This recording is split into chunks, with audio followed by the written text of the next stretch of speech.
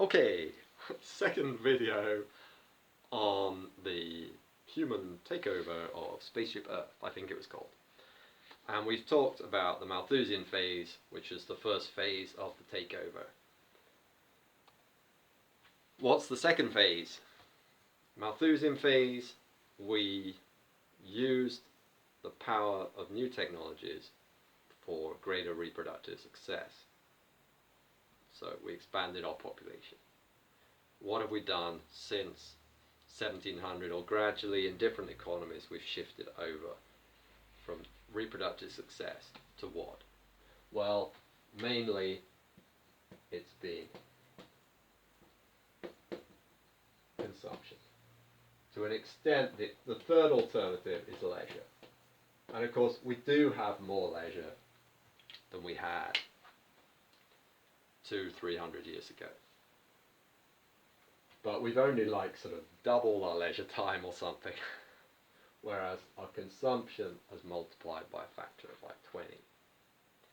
So we've put almost all, or the vast majority of the sort of profit, so to speak, from our greater technological prowess has gone into raising our consumption, and only a small amount has gone into raising our leisure.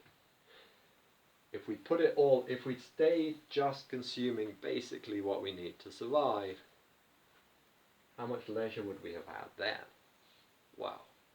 I mean, with the technologies we have in Sweden, how much would we need to work just to get enough, have shelter and enough food for everybody? I mean, it would be almost nothing, yeah. It would be trivial. Agriculture is sort of 1% of GDP or something, for instance. And of course, we're not totally self-sufficient in food, but still, you get the general idea. Okay, so we've gone for consumption. So, if we look at the figure, page 11, so what have we got there? We've got 1800 to 2000, so we've got the last couple of hundred years, more or less. Oh yeah, even beyond 2000 a bit. And we've got global population and a log scale here. So, and they're starting at naught. What is that? How come we start at naught? Well, let's call population P, and let's call the population in the year 1800 P naught. And if we started our plot, if we plot P over P naught on an ordinary scale, not a log scale, on a linear scale, we'd start at 1, wouldn't we? But this is plotted on a log scale. And the log of 1 is naught, right? So that's why it starts at naught. What does the curve look like? It's something like this, isn't it?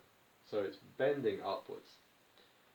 What does that tell us? Oh, and then, actually, importantly, it then it's starting to flatten out. Okay, probably, yeah. So what does this tell us? So, imagine it had been a straight line. So this is t, isn't it? So if it was a straight line, that would be like log of p over p naught is equal to gt, where g is some constant, yeah, the slope, if it had been a straight line. Okay? So what does that tell us? Well, if we take the inverse log of each side, we get, if we do it in natural logs, which we typically we generally use natural logs. It doesn't actually matter in this case. So if this is a natural log, we would get P over P naught is e to the gt. Yep. So if we have exponential growth when this is a linear scale, that gives us a straight line when we have a log scale. So then what that tells us is that if this is bending up, that's an increasing growth rate. Yeah, this G, P over P naught is e to the GT, log P over P naught is GT. That would be a straight line. But because it's bending up, G is going up. That's like the exponential growth rate is increasing. Yeah. We've got accelerating growth rate of population, but now it's decelerating. And basically all the predictions say it's going to level off. Okay. We don't know at what level, but it's leveling off. It's basically, as people move to cities, in the countryside, you're a peasant farmer, a kid is an asset. In the city, a kid is a financial burden. So that's one aspect. Another aspect, hugely important, is women's reproductive rights, of course. As women get access to contraception and have more control in a relationship, that's another aspect that brings the birth rates down.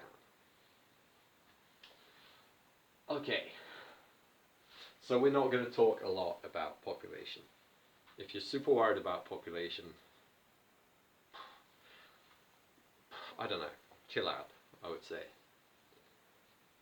It is kind of important, but yeah, we can talk about it.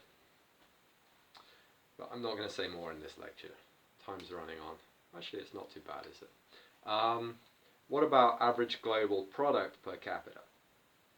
So production per capita. It turns out that starts off growing more or less together with population for quite a while, but then it accelerates away and there's no sign of it slowing down. Okay. So this, if you like, is illustrating here, in the Malthusian stage, yeah, this dashed one is just constant. And then gradually, this is a transition period basically where we're slowing. For a while they're both growing, and ultimately the way things are looking, or for a long time in societies like Sweden, this one is growing whereas this one is constant. Of course the Swedish population tends to go up through immigration, but that's another story. Yeah. Okay. So this is our rapid little increase in consumption. What we choose, the amount of stuff in value terms that we make every year is going up and up. And of that, 80% gets consumed, 20% gets reinvested, so we can consume more later, okay, roughly. So what are the side effects of this consumption boom? Okay, we talked about the side effects of the Malthusian phase, we talked about megafaunal extinction and so on. What are the side effects of the consumption boom? So before I talk about that, I'm going to pause the video and clean up this board, okay? Okay, what are the side effects of the consumption boom? Slide 12, what do we see? We've got tons of metal extracted over the last 100 years, and we've got joules burnt, primary energy burnt over the last almost 200 years. And we're comparing them in both cases to this line, global product. And in both cases we have a log scale. And what do we see? We see very broadly they're tracking each other. Okay, and again they're both all normalized in this way, yeah? So what we see is the growth rates are the same. Time, log, and this is metals, and this is combustion. So we've got this exponential increase in the amount of stuff we dig out of the ground and the amount of stuff we burn. And of course back here a lot of what we're burning is actually biological biomass. But from here-ish onwards, it's basically all fossil fuels.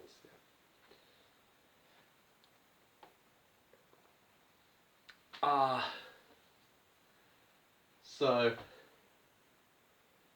we're coming up with new technologies, new ways of doing stuff. We use that to make more and more stuff. What happens to make the stuff? We also need fuel, we need materials. They also get sucked into the process. Okay. So this is the way to look at it. The fundamental change is the new technologies that allows us to do so much more. We choose to produce more and more stuff. To do that, we have to suck in more and more materials, fossil fuels and metals and so on. And we've chosen that route. We've also, page 13, agriculture has become a massive industry. We have industrial production of meat, for instance. So this is looking pretty grim, and you might say, well, this can't go on, and you'd be right. Okay. And that's one of the things we'll be looking at later in the course. Like, when are we going to, when is this can't go on forever, right? This exponential increase. When are we going to fall off the cliff, so to speak? Or are we going to fall off the cliff? Or is it just going to level off nicely, or even just gradually go down? And if so, what policies do we need to make that happen? Or can we just let everything go? Will the market deal with it? We're going to look at that. It turns out, like, don't expect the world economy to fall off a cliff because of this stuff running out. So if you're a fan of Shell or Leclerc or whatever, and you think that peak oil is going to derail the world economy or something, forget it. Okay, we'll see that later. You can make up your own mind later based on what we do. Okay, so that's one aspect. This is what we've seen. How can we understand this? What can we say about the future? We're going to look at that in the course. You don't want to see me rubbing this out. I'm going to pause the video. Okay, next slide, 14. What do we see here? It's not all bad news. So this is for polluting emissions. Again, we have time here. Again, we have log scale. And again, I'm showing you GDP, either in the country concerned or globally, depending on which figure it is. And then we have sulfur emissions in the UK, and we have global emissions of CFCs. So it's not all bad news. Okay, so here we see steeply increasing sulfur emissions, even more steeply than GDP, as we shift from water power to coal power in the UK around the 1800s. Sulfur emissions from burning coal, they accelerate massively. But then, round about 1950-ish, they fall off a cliff. Okay, so it's not the economy falling off a cliff here, it's sulfur emissions. Why is that? We basically introduce regulations to say, no, we've got to clean this up, this is too bad. Okay, and then finally here, when it finally collapses totally, and these are incredibly steep declines, okay, because remember again, this is log scale. I mean, it's when we stop burning coal altogether and switch to other stuff like natural gas. Okay. Similarly with CFCs, this is like fridges and aerosols and so on, they're all using CFCs, and then it's like, whoa, this stuff is really causing a lot of problems, we got to find alternatives. Okay, so what's happening here is we switch to alternatives, and here as well. We can have end of pipe sort of clean up, or to get the really steep declines, you use something other than coal. So we can sort out individual problems, but can we sort out the overall problem of loss of biodiversity, etc.? That is a big open question, but we'll understand in the course what's behind this pattern, and we'll look at whether we can expect to see the same thing for carbon dioxide. Will the climate problem look like the ozone problem? Will greenhouse emissions fall off a cliff sometime soon? We'll talk about that. And of course, to know that, we need to understand the mechanism behind these other changes.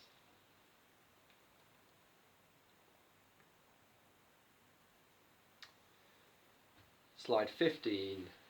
So the consumerist phase, rapid technological progress. So I said prior to 1800, technological progress was extremely slow.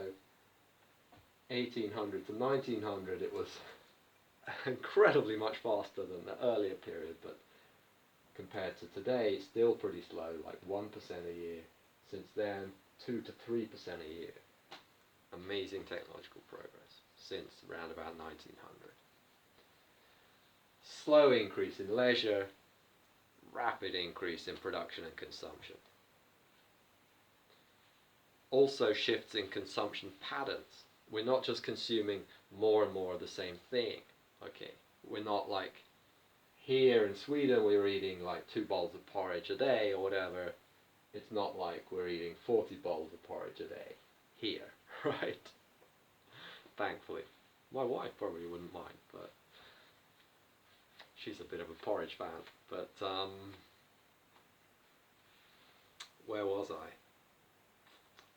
Yeah, so we're changing in consumption patterns. And of course it's not just trivial, it's not like we're shifting from porridge to other foodstuffs. Well, yeah, we are. So within food we're shifting from porridge to sort of beef, and maybe now we're shifting from beef back to porridge. Well, Oatly products. But we've also shifted. Food is, we spend a smaller and smaller proportion of our income on food and more on other stuff. And what's that other stuff? Well, we spend a lot on transport. How do we transport ourselves? You know, by horse and cart, or you know, by foot, horse and cart, train, bus, car, plane. Often these changes, it's getting more and more energy, material, emissions intensive. Yeah, we shift into more and more like, yeah, energy resource intensive things to do, like international travel. So, for instance, the rate at which we choose to fly from place to place is going up faster than the overall growth in GDP, or it was up until Corona at least.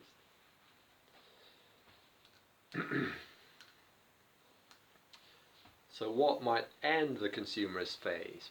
Slide 15. Well, okay.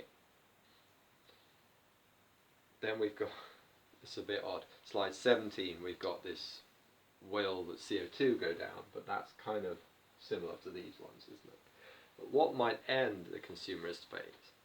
Well, one thing that could end it is if we just decide, look, this is crazy, why don't we all just chill out more? We keep researching, keep trying to get new technologies and so on to be able to do things more efficiently, but instead of using the power those give us to consume more and more, we could use that power to chill out more. And we could still go for, like, we want better education, better health and so on, but not more and more stuff. That would be one possible future, okay? And you could say, well, like maybe that's a sort of technotopia or some kind of utopian phase, because of course that would also then relieve pressure massively on the environment. We could, on nature, other species, we could return areas to the natural, to the wild, so to speak, and so on. If we all chilled out more and moved back from wanting to eat beef and so on to eating simpler things. We'll go to a simpler lifestyle, but still with high tech. Is one possible future.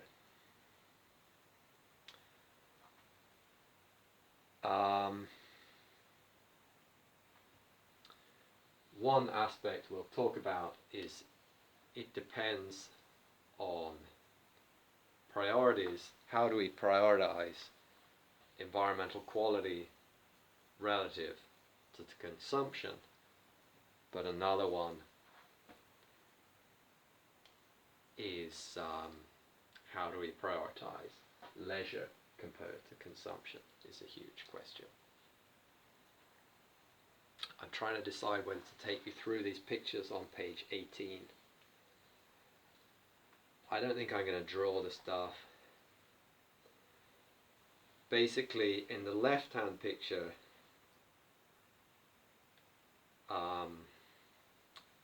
environmental quality, it starts pristine, goes down, and then it goes back up again.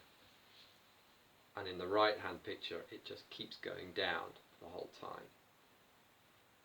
The thin lines are our production possibilities, and they're moving out as we get. Okay, I am going to draw this. Initially, this is our production possibility frontier. We can choose between any point on this frontier or within it. And then we'll choose the point on the highest possible utility curve, or indifference curve, which might be here.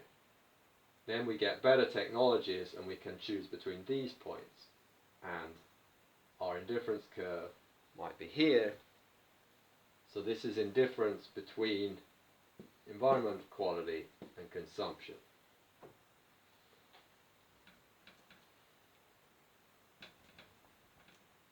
So these are standard indifference curves. Yeah, you're used to, it looks funny because of these, but this is how we're used to seeing indifference curves, isn't it? Consumption, environmental quality, and this is higher utility. And as technology progresses, we can shift up to higher utility curves, indifference curves. But how does it go? If indifference curves go like this, we'll choose a path like that. So initially, we go for more and more consumption when we have very little consumption and very high environmental quality. Once we've got a lot of consumption and falling quality, we choose to raise both. And we're going to end up back with a fantastic environment and more consumption, but super efficient production and consumption, yeah? Or if the preferences look different and it's sort of flatter, you can end up going here. So that's one way that the futures could diverge. Another way is if we just choose the third thing we like. Two things we like are consumption and environmental quality, and the other is leisure. If we just decide, look, why don't we all just chill out more? That could also allow environmental quality to recover.